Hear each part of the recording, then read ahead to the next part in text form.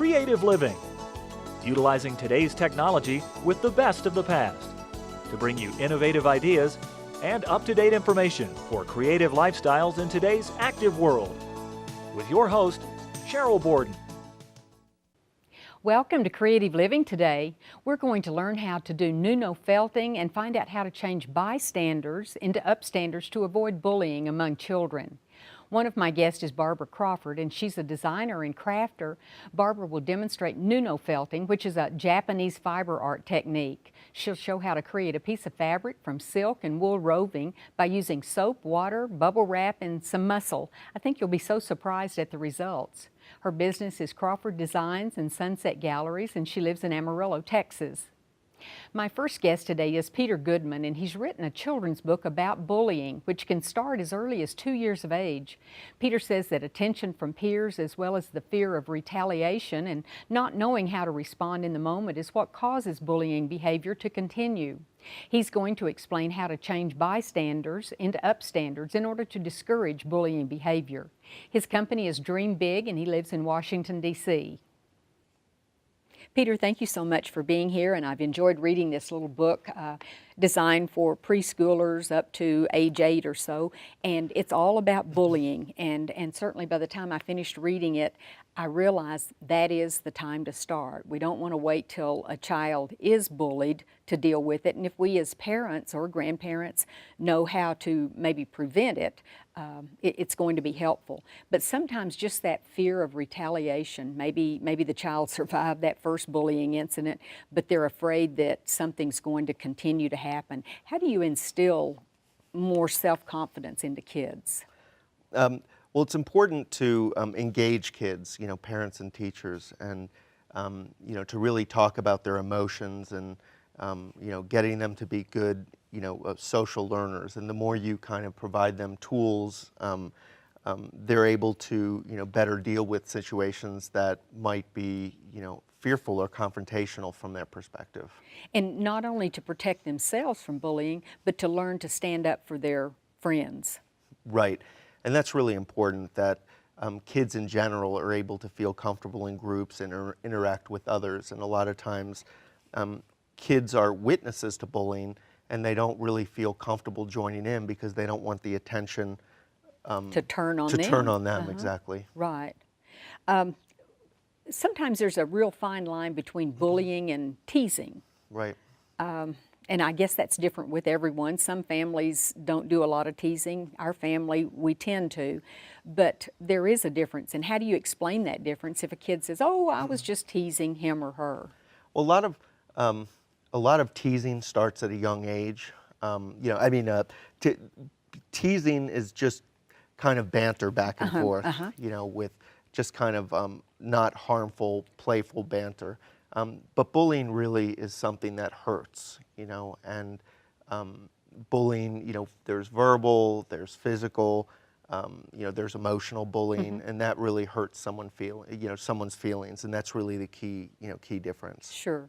Well, and now there's cyberbullying. We hear bad stories about that all the time on the internet. So it encompasses lots of different areas, and some people are hurt more one way than another. But I do think the verbal abuse can be just as harmful in recuperating from that and being able to go to school the next day. I think it would be very hard. Right, and that's the big thing too, because if you're not feeling good about yourself, the psychological aspect, that can often be much more intimidating than just having a black and blue mark. It's that kind of emotional torment that makes it even more worrisome for kids when they have to go back into a tough situation. Oh, I think so. Yeah. And one of the tips that's shared in the book, and I would have never thought about this, is as a way to deal with a bully. Of course, you just usually want to get away from them and hope they don't pick on you again the next day, but was to invite a bully to become a part of a group, maybe if it's a skating group or playing on the playground or whatever. So encouraging that bully to join in with a good group. Yeah, and that's one way to do that. It's not necessarily going to happen.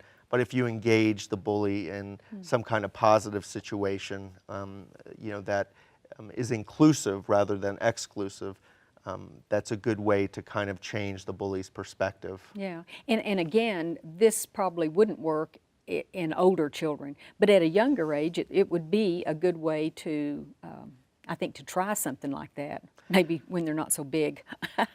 Right, right, and it's even to engage kids at a young age to to play with you, or not to be. The big thing with kids is not to be exclusionary. It's really to be inclusive, and that's often one of the things that one of the emotions that's really tough.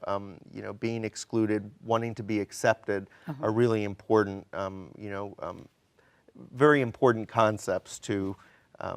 To get across to kids. And again, it's promoting diversity and understanding that we are different. Each one of us is different, and of course that's what happens to Carlos in the book. He's a different kind of cat, but he's still a kitty cat.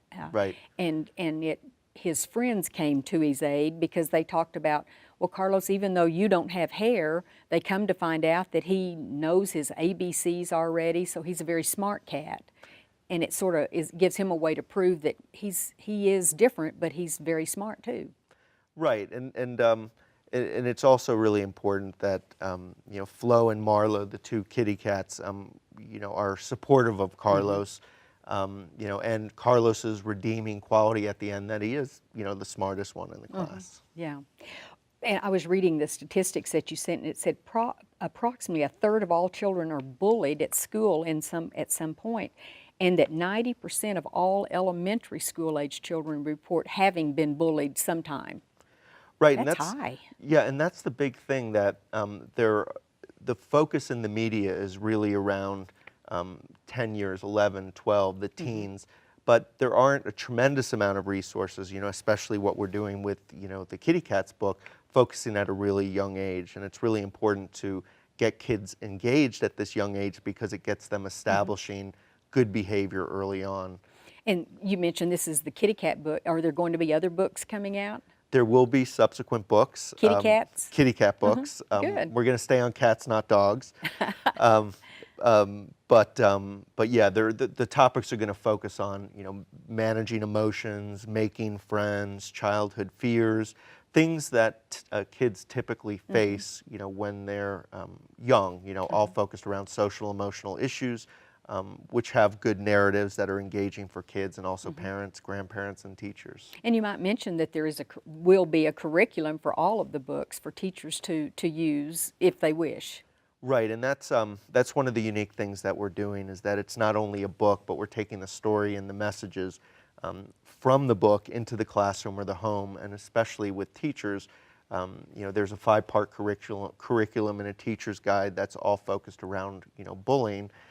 And giving kids the tools they need to help them, learn about this subject, and and it's very important with regard to bullying prevention and bullying awareness. Sure. How do teachers find out about the resources that are available to them? With regard to the book? Well, we have a great relationship with PACER's National Bullying Prevention Center. They've endorsed the book. They have a big reach. They've done some great work with Ellen DeGeneres and also Anderson Cooper, with Bullying Prevention Month, which is October. We also have a partnership with the Humane Society, Montgomery County Humane Society, and they have a lot of reach and tentacles into schools. So we're we have kind of a multifaceted approach to let teachers know that this kind of curriculum exists. I think it's wonderful. I'm anxious to read this to my granddaughter and get her reaction and some good discussion going on. Well, I hope you enjoy it too. Well, I will too. I already have. And thank you very much, Peter, for being with us today. Thank you very much.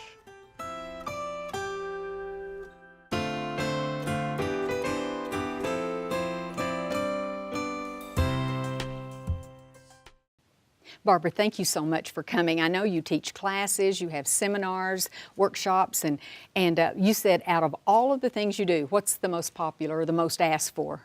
And that's this. This is the Nuno felting. Nuno felting. Nuno. N-U-N-O. It's a Japanese word. It means fabric. So you're actually creating a piece of fabric of your own, using wools and silks and anything else you can find to throw into the mix.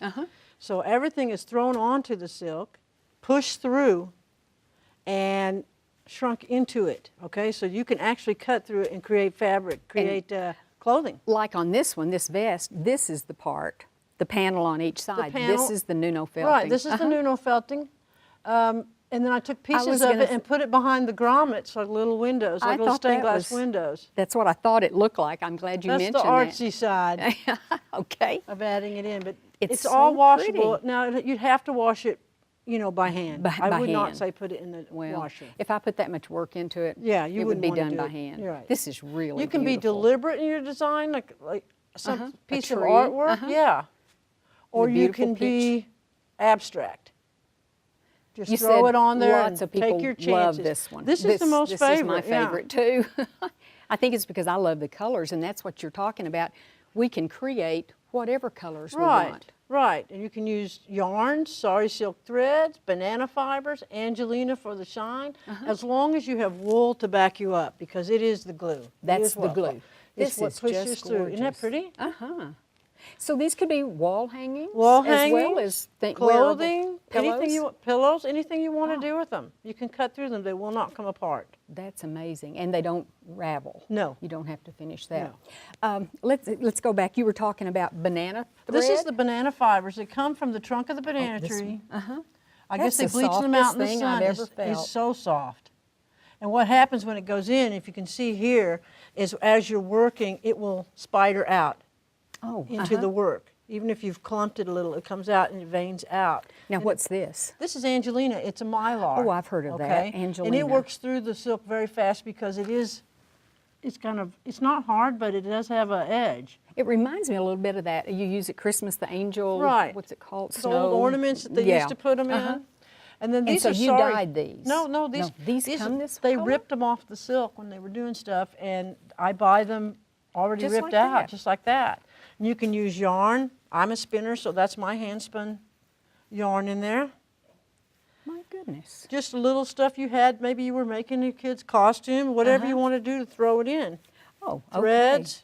You'll show us You how in a name minute. it, right. And these are just some of the yarns. Right, that- these are this is Corriedale. This wool comes from New Zealand, the sheep. Much to my surprise, they had to dye them. So the sheep are not multicolored. They're not multicolored, But this okay. is the best wool. It's not real expensive, but it just builds.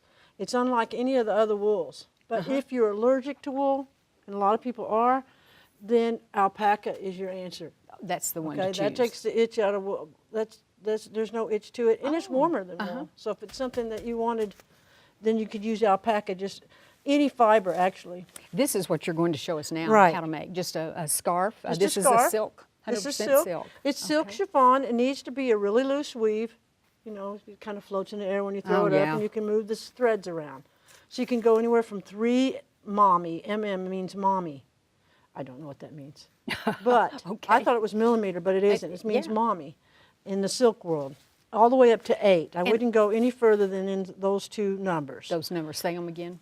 3 mommy Threes, and 8 mommy. 3 and Anybody 8. selling you silk will know what that word is. Okay. Okay. And I noticed in the material you sent, this technique is also called something laminated. Laminated. I've never It's heard that. unusual. I had only heard it once, so I just threw it in there. But I guess just the way it applies, it's laminated to the silk. It's in between, Yes. sort of sandwiched. Now the Japanese use bamboo to take care of this and all that, but we're not looking for bamboo. We need something that's easily accessible, and that would be bubble wrap. Bubble wrap, So you've you're got gonna, a yeah, I put double a towel towel. down to catch any water.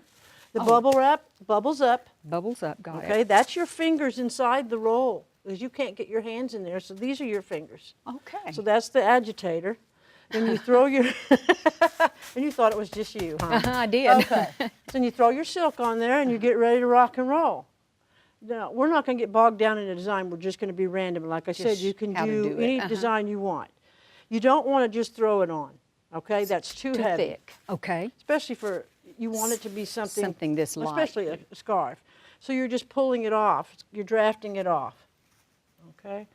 We won't get bogged down. Don't look at the color choices. I'm just playing. I like the brown.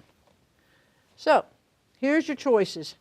You can do full coverage, or you can leave parts of your silk showing. And we have black and white, so You can also hand dye your silks and get whatever base color you want. If you want, like what I call dreadlocks, then you would leave some hanging off down? the edge. Yeah. Oh, uh-huh. You can actually go over the edge and create your own little design. As you can see, it comes out in different shapes. So if you're looking for more of an animal skin look, that's how to do it. You made one, you said at home, that looks like a zebra. A zebra, Uh-huh. yes. And these are our banana fibers.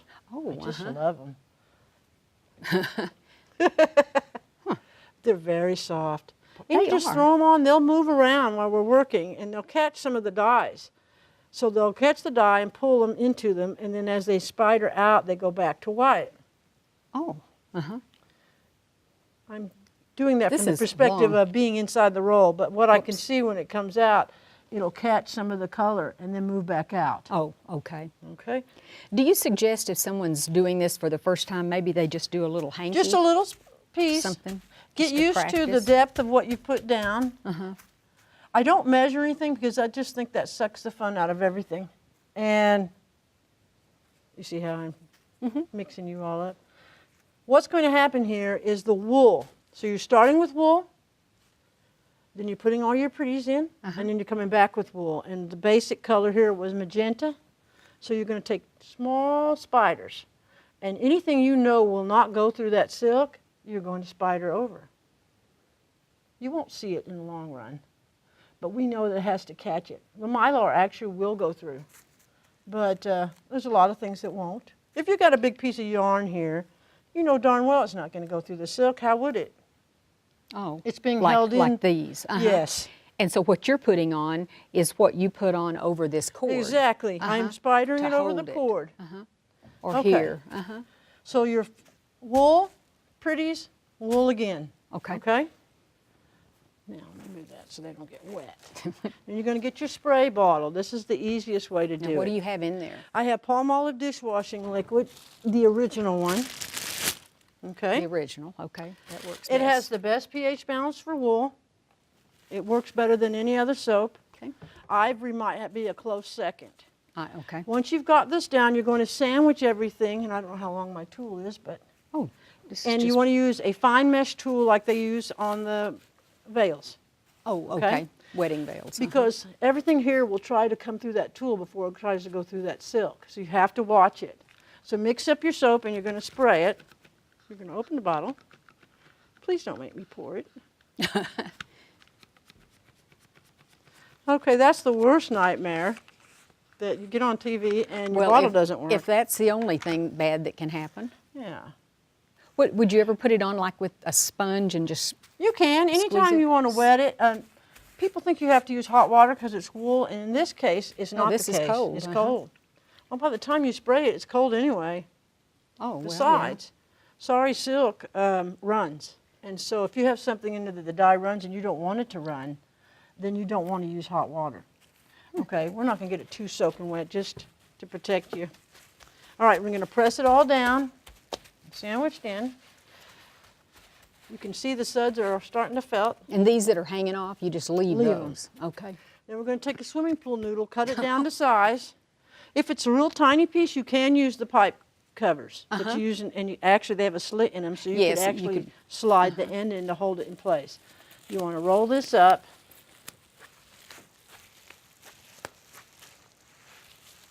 I wonder how many times I've done this. You know, Oh, now that's just to hold it. You're this not is to putting hold it in tight. place. You can use old pantyhose to tie it, but you don't want to put it inside of it.